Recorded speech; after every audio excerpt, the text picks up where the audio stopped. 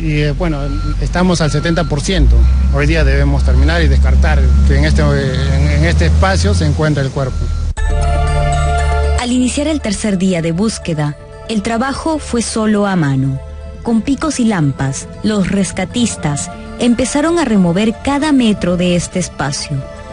Después, volvió a intervenir la retroexcavadora, que poco a poco sacaba el lodo arrasando con paredes y techos del lugar. Hasta que en un momento, un indicio ilusionó a todos con una falsa alarma.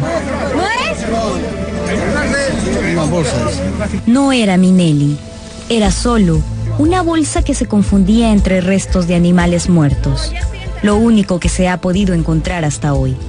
Pero esa desilusión no amilanó a los rescatistas, quienes se valen de 2 perros adiestrados para reconocer cuerpos.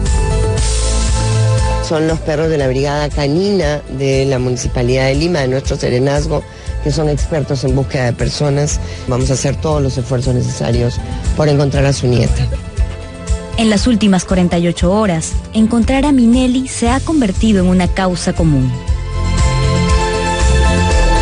Pues aquí estamos, aquí también para traerles apoyo comunitario y social para pues levantar sus almas y sus espíritus, tanto como aliviar a sus condiciones físicas. Un grupo de miembros del Instituto de los Principios Básicos para la Vida de Chicago, Estados Unidos, también se ha hecho presente. No son rescatistas, pero llegaron para brindar apoyo a la familia de la pequeña y a los demás damnificados. Creemos que el amor de Dios motiva en el corazón pues el deseo de ayudar a la gente. Esta intención es compartida por todos en esta zona de Chosica. Hemos estado en coordinación con la Policía Nacional, sus especialistas también en rescate, y nos hemos dividido el trabajo. Nosotros nos hemos quedado a cargo de esta sección y bueno, los policías han ido desde ayer también, o desde anteayer, están buscando toda la ribera, siguiendo el cauce del río. Hoy, en la zona donde vieron por última vez a la pequeña, la mirada triste de la abuela de Minelli supervisaba el trabajo de los rescatistas. Después del mediodía, ya solo faltaba un 20% por excavar y no se encontraba nada. Al descartar ya estaríamos hablando que la niña ha seguido el cauce del río. Dudo ya que lo encuentren ahí, más bien yo creo que más bien puede estar en la orilla, en algún lugar del río Rímaco. ¿Presentimiento de padre? Tal vez. Lo importante es que para la tranquilidad de Jaime y su familia es que se encuentre el cuerpo de su pequeña.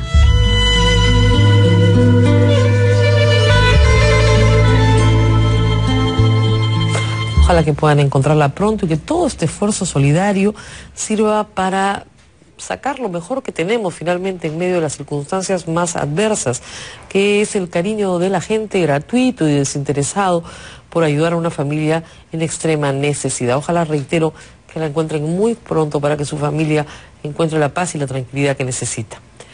Y en el ámbito internacional tenemos una noticia que ha causado preocupación en Lima. Se ha ordenado la detención del embajador de Colombia en el Perú, el señor Jorge Bisbal Martelo, embajador del gobierno del señor Santos, presidente de Colombia. Ha sido acusado por la Fiscalía de su país de responsable, para ponerlas de términos exactos, de conducta punible de asociación para delinquir por hechos ocurridos cuando se desempeñó como presidente de la Federación Nacional de Ganaderos entre los años 1998 y el año 2004. Se le acusa básicamente de haber financiado o apoyado a organizaciones paramilitares, sobre todo a las Autodefensas Unidas de Colombia y a otros grupos que fueron surgiendo en los años 80 y que fueron financiados por empresarios, ganaderos y narcotraficantes para defenderse de la guerrilla. Estas actividades han sido severamente perseguidas en Colombia y, por tanto, el señor Bisbal se ha visto obligado inmediatamente a renunciar a su cargo como embajador en el Perú y presumimos regresar a Colombia, donde tiene que ser arrestado y enviado a una cárcel mientras dure su proceso. El gobierno colombiano no ha comentado aún la noticia. Esperaremos una reacción, supongo, en las próximas horas.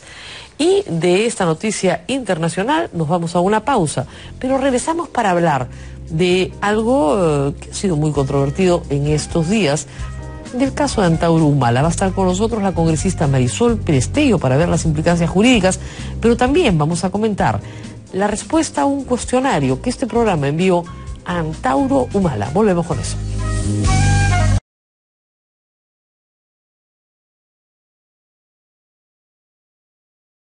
Y ayer, mientras el ministro de Justicia y el señor Pérez Guadalupe, jefe del INPE, presentaban este largo documento al Congreso de la República a través de la Comisión de Justicia, nuestro reportero Daniel Llovera enviaba un cuestionario a Antauro Humala.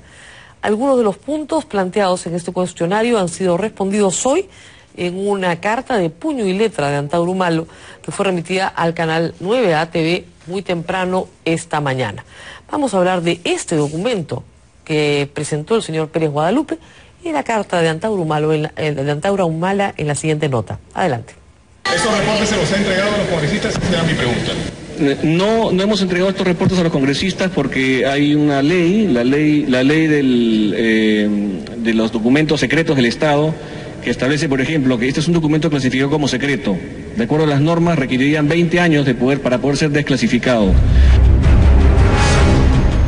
Aunque se pensó que ayer el ministro de Justicia, Juan Jiménez Mayor, entregaría a la Comisión de Justicia del Congreso los documentos de inteligencia que daban cuenta del presunto peligro que corrían él y sus padres Isaac y Elena Humala, si es que el interno permanecía en el penal de Piedras Gordas, el titular de la cartera no los incluyó en la carpeta que entregó a los parlamentarios. Al final de su presentación en conferencia de prensa, señaló que esos reportes sí se conocerían, pero dentro de 20 años. Pero eso es un poco un tono de burla, ¿no?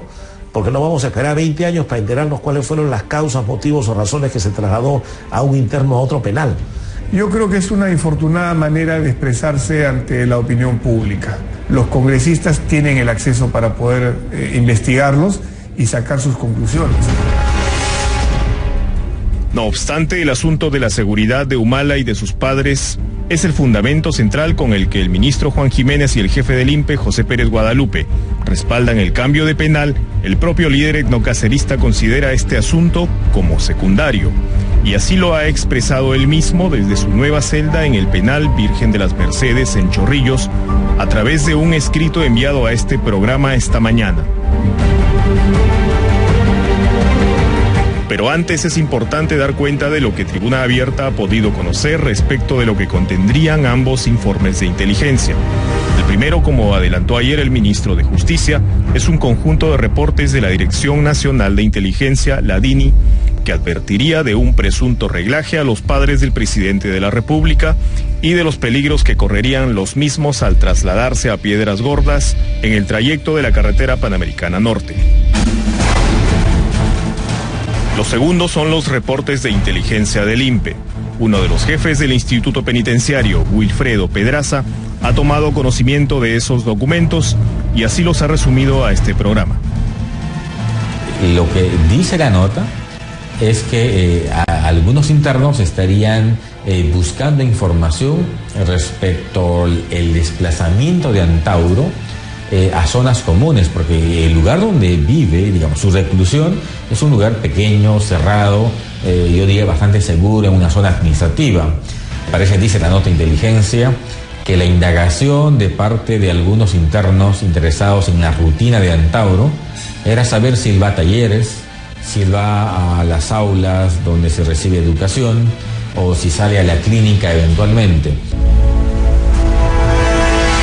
Pero ¿por qué tendríamos que esperar, como dijo el ministro Jiménez Mayor, 20 años para conocer el contenido de esos reportes? El llamado informe de inteligencia no debería mantenerse en reserva porque ya se produjo el traslado, con lo cual pierde ese secretismo que se tenía. Si hay este peligro, en la inteligencia penitenciaria puede hacerse público. El otro tal vez no, porque se está trabajando a ver quién hizo el reglaje. Es probable, pero al menos deberían dar mayor información para evitar suspicacias y especulaciones, ¿no? Y en efecto la ley indica plazos de determinada cantidad de años para hacerlas públicas, pero hacerlas públicas al público en general. Es como los documentos de la CIA que, pasado cierto tiempo, se desclasifican y se abren para conocimiento público. Pero eso no impide que la información llegue a los parlamentarios. Sin embargo, esa información ni llegó a los parlamentarios de la Comisión de Justicia, ni menos a la Defensoría del Pueblo, que solicitó esa documentación el 5 de marzo pasado. El propio Wilfredo Pedraza manifiesta su desacuerdo con las actuales autoridades penitenciarias y de justicia. La ley de transparencia señala que lo reservado o secreto es aquella información vinculada con la seguridad nacional y el orden interno. Mi impresión es que esa información no tiene ese carácter. Por tanto, debería de entregarse por un tema de transparencia además. Es una decisión que seguramente yo no la hubiese tomado. Quizás se hubiese buscado un penal distinto, quizás el penal de San Jorge, que está en el centro, hay un poco más de flujo de personas, poco más de seguridad para los padres. Sin embargo, es también difícil tener una nota de inteligencia en el escritorio, estar sentado en el sillón del presidente del INPE y no tomar una decisión. Pero ¿qué dice sobre este tema de la seguridad el propio interesado y beneficiado, Antauro Humala? En esta carta de 3 páginas que llegó temprano a Tribuna Abierta, el hermano del presidente de la República señala que si bien es cierto, el criterio de la seguridad de sus padres y la suya propia fue correcto para sustentar su traslado, para él este argumento es secundario. Primaba, dice, corregir mi permanencia irregular en un penal que jamás me correspondió. Es decir, mientras Antauro Humala defiende que desde el año 2010 contaba con la categoría de reo primario y por lo tanto debía ser cambiado de penal, para la máxima autoridad del sector justicia, las razones fueron justamente de seguridad. ¿Qué argumentos son los reales y concretos? Todo tipo de contradicciones y flaquezas. Los argumentos para justificar este traslado han ido variando, desde la seguridad de Humala, pasando por la seguridad de los padres, las rutas que tomaban y otras cosas más. Entonces notamos que ahí hay una especie de negativa, una tendencia a ocultar, a no decir la verdad y a no ser transparente, y eso es malo para el propio gobierno. Con sus vacíos y contradicciones, el propio ministro de Justicia y el jefe del INPE ya se han pronunciado. Ahora solo falta que se pronuncie la máxima autoridad, el hermano del beneficiado de esta historia, el presidente de la República.